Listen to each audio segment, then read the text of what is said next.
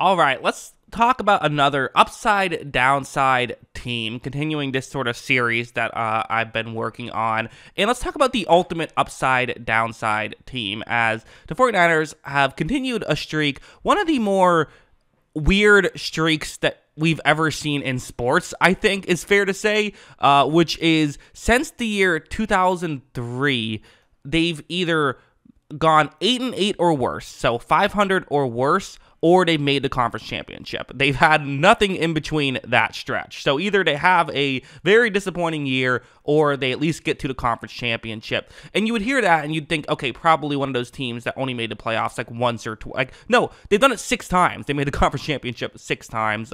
6 times since 2011. So basically half of the, years, since that time period. But obviously, no championship to show for it. 2 Super Bowl losses, 4 conference championship losses, and they're coming off of back-to-back conference championship losses and a 6-10 season, and then a lost Super Bowl appearance the year before. So made it 3 out of 4 years, but no Super Bowl to show for it. Will this be the year? Well, let's talk about the upside and downside of this team. What could go right? What could go wrong?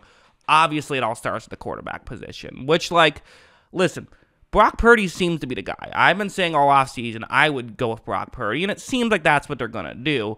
But the reality is they don't care who the guy is as long as they get good quarterback play, whether it's Purdy, Trey Lance, or even Sam Darnold. As long as they just get solid quarterback play, this is the team that with, I would say, actively good quarterback play last year. That's one thing that hasn't really gotten talked about is that the overall quarterback results last year were good. They were, I think Purdy was ranked he was ranked top 15 by PFF, and so was Jimmy Garoppolo last year. Garoppolo actually had a good year for San Francisco before getting hurt. So they do need to replicate that, get solid top half of the league quarterback play. But if they do that, they will almost certainly have a good roster, you would think, right? I mean, they made the conference championship last year, and who knows, could have beaten Philadelphia had they had just a healthy Brock Purdy. One thing that's also worth mentioning, fully healthy Christian McCaffrey this year. Or I guess we don't know if he's going to be fully healthy, but a full season of Christian McCaffrey, I should say. He's starting week 1 for San Francisco. Their record was a lot better with McCaffrey out there. And again, how much do running backs matter is a discussion I've had on this channel a million times. But that guy matters. And Christian McCaffrey matters. He brings something to this team. And the upside is that maybe they don't get off to a slow start with, now that they have McCaffrey. And obviously the weapons of Deebo Samuel, Brandon Ayuk, and George Kittle, there's no downside with those 4 guys that I just mentioned. That's all upside. Again, unless there's injuries, which you could say that for any team, there's the injuries question. This should be an awesome weapons group. There's no downside there. Here's the worst case scenario for the 49ers offense.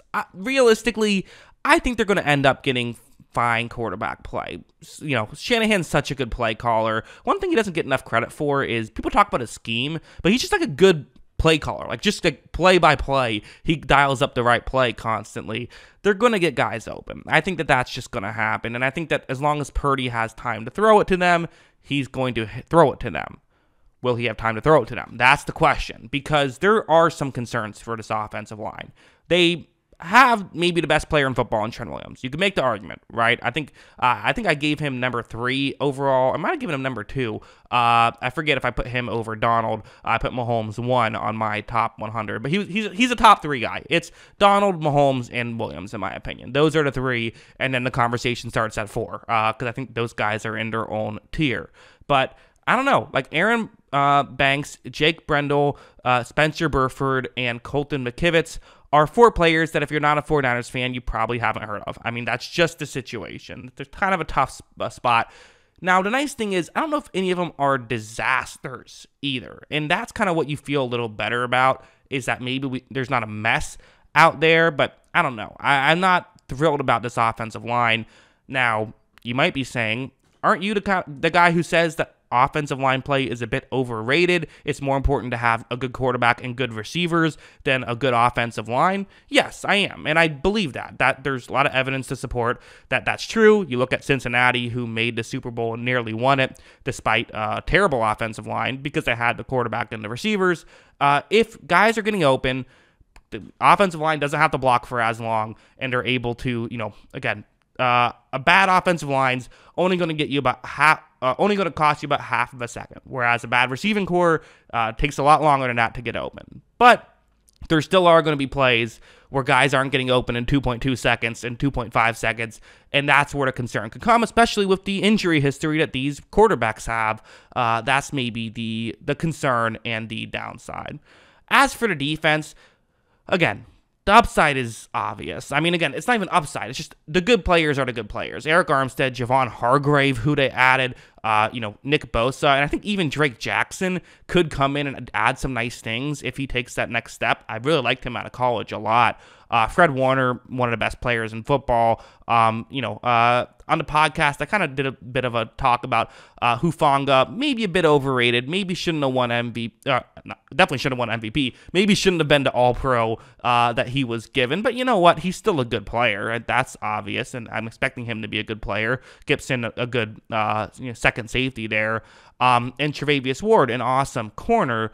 The question is the other corners. And while this seems like a loaded defense on paper, that's the other downside. Again, if we're talking about the upside is they get another good corner and are the best defense in football. I mean, that's their upside, obviously. There is a downside here, though, which is the cornerback depth.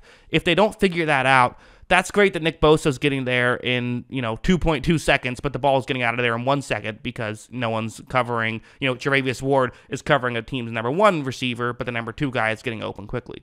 That happens. That's just something that happens. We saw DK Metcalf do that a bit. Again, that was kind of just DK Metcalf being awesome in Seattle, but it's a great example of how if you do have a receiver who's just consistently winning on the outside, not a lot the rest of the team can do, but there are things you can do. You can double that receiver. You can try to make stuff work, and I think San Francisco should be able to do it, although again, Steve Wilks, I like as a defensive coordinator. Don't know if I like him as much as D'Amico Ryans, who they just lost. And, will that hurt the 49ers as well? The reality is we're all predicting the 49ers to be very good. My podcast co-host Kyle had them as the Super Bowl champion. I believe I had them the second favorite to get to the Super Bowl in the NFC. Still went with Philadelphia ahead, but they're definitely right there. But those are just predictions. What's the upside? Upside is winning a Super Bowl. I mean, that's just what it is. If we're predicting them to be a championship contender, their upside is being a 15-2 win Super Bowl win team. That's totally on the cards. The downside, I still think this is a playoff team. I think even worst case scenario, I have a hard time seeing this team in a weak NFC not getting in. But the downside is that in the playoffs, the weaknesses of this roster get exposed. To me, that is the downside. And I guess, maybe the quarterback play isn't as good as we wanted it to be.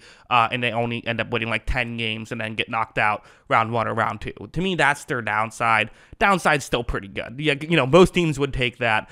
It would break the streak of the conference championship thing. So hopefully they could keep that going and make another conference championship. But yeah, very interesting stuff with the San Francisco 49ers. But yeah, those are my thoughts on all of this. What do you guys think? Let me know in the comments below. What are your thoughts on the San Francisco 49ers? What are their upsides?